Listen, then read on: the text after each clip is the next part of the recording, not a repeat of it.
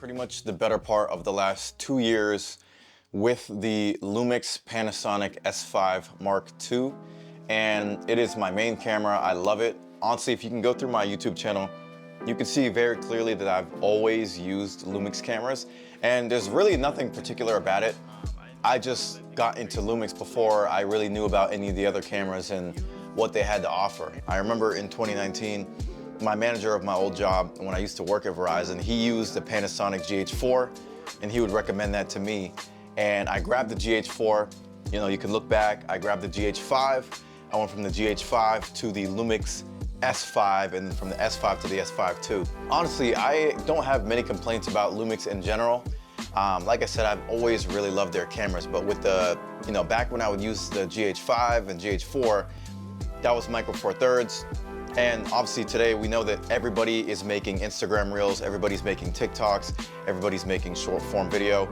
And when you have a micro four thirds sensor, it just doesn't work. The pixel density and the level of quality that you're seeing from guys posting up Instagram Reels and content online, I just didn't think it measured up. But the Lumix S5II I've had since pretty much September of 2023, not exactly 2 years, but honestly, time flies so fast that we're approaching that. So I'm gonna call it 2 years, and I just wanna give you guys my thoughts on the Lumix S5II and just my experience using it. I've never been the guy who's gonna give you like the crazy technical information on the camera. I'm just gonna give you guys my thoughts and my personal opinion on, say, if you're looking to get a Lumix camera, or if you're new into videography, if you're new into filmmaking. Like, obviously this stuff is blowing up right now. Everybody, I feel like, is doing video these days, which is pretty wild, because even back in 2020, back in 2019 when I started, it felt like a lot of people did it, but nowadays I feel like literally everybody has a camera, which is cool. It's very cool. But Lumix, I feel, is very, very underrated. And obviously Sony's top dog, you got Canon, but Lumix, like I said, has always been my thing. So first and foremost, what I love about this camera is the fact that it's very easy to use. Lumix has always been very easy to use. And what I mean by that is, like, the settings are easy to follow. It's not super complicated. You can go to your video settings, you can go to your photo settings, you can go to your user profiles, you can go to the firmware settings, and it's just easy to navigate. It's not very complicated. And honestly, I almost never touch the settings anymore just because I have things dialed in, and I can just switch the dial, which is another plus. If you set your user profiles, in my example, I have one set to 60 FPS at like 4K, 30 FPS, whatever it is that you guys want to set it to, you pretty much can do that. And you can go C1, C2, C3, boom, you can jump from picture profile to picture profile or setting to setting. That way you're not going into the actual user settings while you're on a shoot, and you don't have to take 10 years to get it done. That's not something that's unique to the Lumix S5II, but it is something that I found over the past 2 years of me using it that's been pretty great. The reason why I went to the S5II is the fact that the autofocus on the original S5 just was abysmal. And if you've used Lumix cameras, and you know that that has always been the case, their autofocus has been trash since day one. But like in modern times, honestly, I don't even think that's the case anymore. When I first bought it, in the video that I made in the end of 2023, the autofocus was pretty good. Like, it's not Sony level, it wasn't Canon level, but the autofocus was good. But then I updated it with a firmware update, and now it's fire. I learned how to shoot with manual focus anyway, so it never really bothered me that much. But having to, deviate my focus from racking focus to just making sure I'm getting framing right, make sure I'm tracking whatever's in front of me right, and not constantly making sure I'm out of focus and constantly relying on focus peaking, which I still do. It takes a level of thinking out of the equation to where I'm thinking less and just being in the moment more. And that's the great thing about the S5II. And I think there was another firmware update too that updated that, either that or the IBIS, which I still have to do, so I'll check that out. But compared to when I first got the camera, the autofocus is definitely 10 times better. I don't really focus too much on this anymore. I'm not even really a guy who cares too much about the technical stuff anymore. I feel like I was a lot more when I first got into video. I don't really care too much anymore. For me, it's more about the storytelling. For me, it's more about like the stuff I'm putting out. What I will say is the IBIS is very good. Lumix has always been good when it comes to handheld footage. They've always been good when it comes to their internal settings and the in-body image stabilization. If you don't know, that's what that means. They've always had good IBIS, and the S5II is no different. Over the course of the time I've had the camera, I'll shoot, I'll shoot handheld, or I'll shoot with a Ronin S or whatever it is. Usually a Ronin S is the gimbal that I usually use. I just go back and forth. Like I'll go back and forth between rigging up the camera with a monitor. I use the Shinobi, or I'll go back and forth with the Ronin. And honestly, you can get good footage either way. Like Lumix is not something where you gotta worry about where the footage is gonna be hella shaky. You can honestly pull off a whole shoot handheld as long as you're not stomping all over the place. It'll be perfectly fine. And then nowadays when you have AI, and then like in DaVinci Resolve, I edit with DaVinci Resolve. Like if you just use stabilization, you're gonna be straight.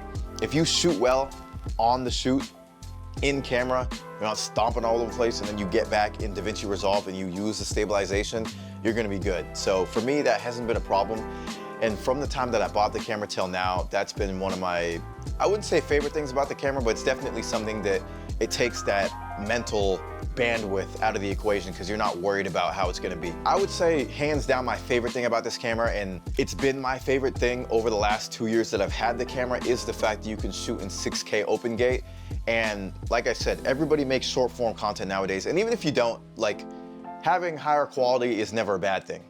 And the ability to shoot in 6K means that one, you can post an Instagram reel, you can post a TikTok, and you don't have to crop in.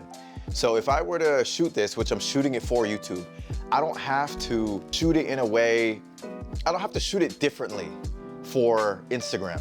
I don't have to shoot in vertical. I can shoot it right here, frame myself right, and I could put myself right onto Instagram without having to do anything from the video because it's shot in 6K and it gives me enough screen real estate to where I don't have to crop in or out or anything.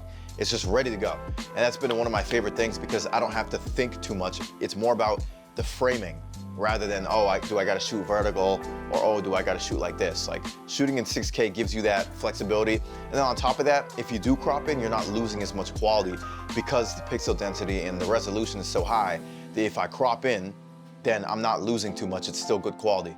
So if I have a talking head like this, I'm shooting in 6K, but if I crop in and I give you guys a closer shot of my head to where, say I wanna get rid of jump cuts if I'm doing like an interview or something like that, it's still gonna be higher quality. It's not gonna be grainy, it's not gonna be low resolution, it's still gonna look good. And that has treated me very well over the last 2 years of using the camera. And if you're looking for a camera where you don't have to honestly always be thinking about whether or not, do I have to shoot vertical? Do I have to shoot horizontal or whatever it is? That's a big plus for the Lumix S5II. And the fact that this thing came out 2 years ago and it can shoot pretty high quality 6K footage and it looks good on Instagram, I wouldn't say it matches the FX3 or something like that, which is kind of funny. I see some of the FX3 footage from like my friends and from other people and stuff from Sony, and I don't think it quite gets to that level, but it looks great. And I definitely think you can use it in 2025. And most of the time, like if you're doing client stuff, most clients don't care. They don't give a damn about 6K. If you're doing content creation, that's usually just like a creator thing. You just want higher quality, and we get very particular about that. They just want something that looks good and looks like it's professionally done. That leads me to my point,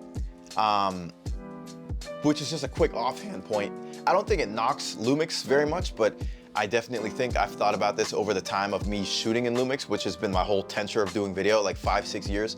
What I wish Lumix would do, and I don't know if this is in the codec, like I don't know the technical aspect of it, but it looks great, but I wish that they looked more realistic. Sony cameras have a certain look where it's just like a realism. And I wish that Lumix cameras had that. It doesn't look bad, it looks great, but like I wish they would lean a little bit more into that, and maybe that's what differentiates them. And I love Lumix, I'll probably always shoot with them, but Sony just has a certain look, and I know you guys know exactly what I'm talking about, to where when you see it, it's just stunning. Like you just feel like you're there. That's not to knock Lumix S5II or any Lumix camera at all. If you have the right lighting, then that can fix that anyways, and that's the case for any camera. Another thing I love about the S5II, over the time that I've had it, and I remember I used to rent lenses, which I still do, but I don't do it as much. I feel like what I have now, I use like 3 main lenses. The kit lens, I use a 14-24, and then I have a 50mm from Sigma 1.4, which is what I'm shooting this video with, and that is my favorite lens. I pretty much use it all the time, and that's the lens selection. And I've used a few different lenses for the S5II at this point. I haven't used all of them, but what I would say is, although it's not immense like Sony or like Canon, where they have like a trillion lenses, the ones that you do have, because it's L mount for the S5II specifically, the ones that they do offer, and I know you could get like, I forget what it's called, it's a certain adapter. I haven't looked at it in years, but there's an adapter to where you can use Canon and Sony lenses if you really wanted to, but I don't even think you have to be honest. The options that they do give you are more than enough. It's good quality for what you get. Do you have the lens selection of a Sony or a Canon? No, but from the ones that you do have, do they give you good quality? Is the resolution there? Is the sharpness there? Are the certain looks there for what you need? I think you can find what you need and you're gonna be more than happy. So, you know, I feel like, especially in the content creation, client space and all that, like we get way too into what lens, what resolution, what this and what that. And most of the time, it's like if your skills are right, if you have the right lighting, you know how to frame things well, like you can get rid of a lot of problems with just knowing what you're doing on site. That's not to knock what good gear can do as well. I don't feel the need to upgrade this camera at all. Like, this came out in, I think, 2022. I believe it came out in 2022. I could be wrong. I'll look at this after the fact, but this camera's been out for a while now and we're in 2025. We know cameras are coming out every day. We know different, you know, resolutions and this and that are being pushed all the time. I mean, people shooting in freaking 8K now is insane. But I don't feel the need to upgrade. 6K is still enough. 4K is still enough.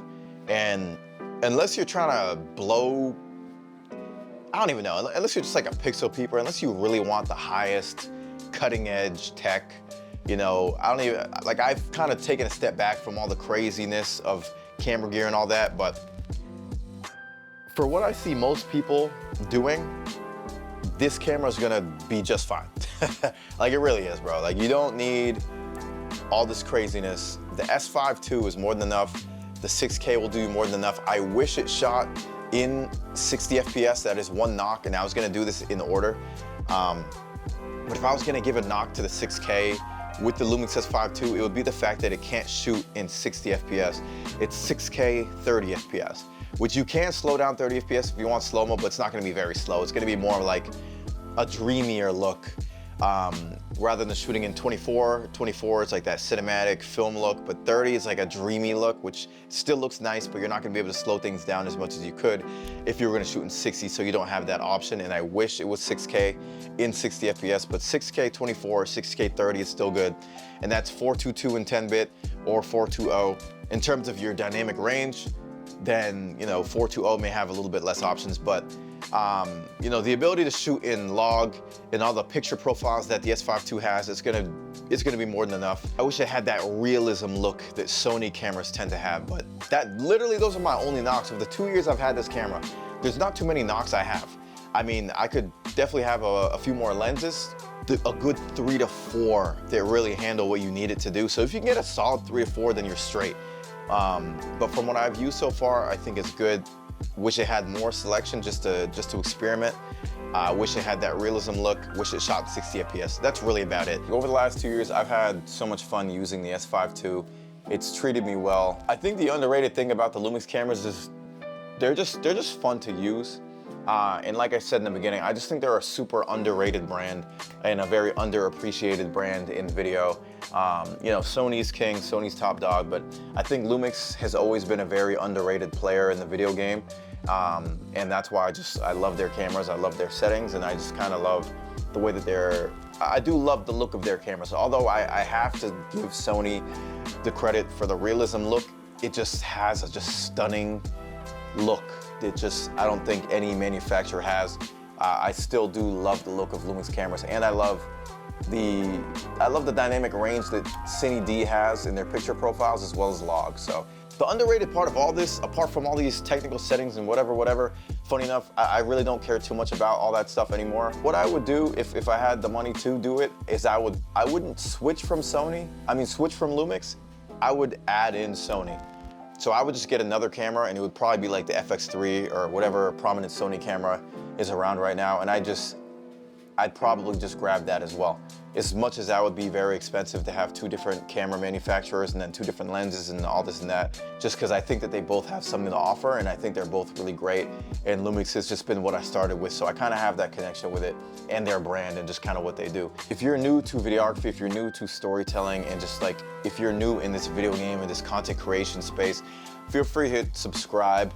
I mostly just love storytelling and doing short form content, just content creation in general, and helping clients who I work with tell stories for their brands or their business or whatever it is. At the heart of it all, and if you can go back to my full range of videos on my channel, storytelling is and always will be the thing that makes me love doing this video stuff. And I feel like if you watch my channel, if you're on this video, I would maybe try to look at it from that perspective. I know not everybody, that's their thing, but I feel like if you're able to just use whatever camera that you use to be able to impact somebody or spread a message or convey something, then who really gives a damn about settings and all this other stuff. But I have a business, JM Studios.